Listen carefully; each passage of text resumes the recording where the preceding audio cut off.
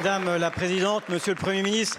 D'abord qu'il est savoureux autant que grotesque de voir Madame Le Pen, qui avait moqué notre victoire, essayer de voler à son secours. Monsieur le Premier ministre, vous avez pris un engagement fort lors de votre déclaration de politique générale devant la représentation nationale et in fine devant les Français de suspendre, je dis bien suspendre, la réforme des retraites.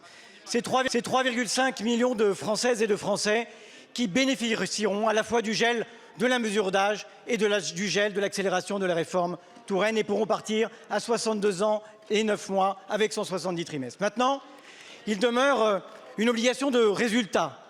Nous ne vous prenons pas aux mots, nous vous jugeons aux actes.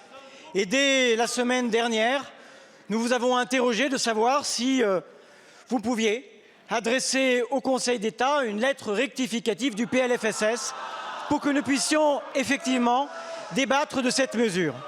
J'ajoute que, comme les partenaires sociaux qui voient un premier pas qui en appellent d'autres, et c'est là aussi une victoire du mouvement social, nous serons très attentifs à la pérennité de notre système et à son financement. Nous serons en particulier attentifs aux gages que nous souhaitons justes et qu'ils fassent contribuer ceux qui le peuvent et pas ceux que nous mettons trop systématiquement à contribution. Je vous demande, ma question est simple, d'y répondre avec le plus de clarté possible. Vous l'avez redit, la suspension, c'est bien la suspension des deux mesures, et âge et nombre de trimestres. Deuxième des choses, le débat doit avoir lieu ici même, à l'Assemblée nationale. Je l'avais indiqué, soit par un amendement au projet de loi de finances pour la sécurité sociale, mais je comprends qu'un doute s'empare de ces bancs sur la capacité à aller justement jusqu'à cette partie 3 du PLFSS.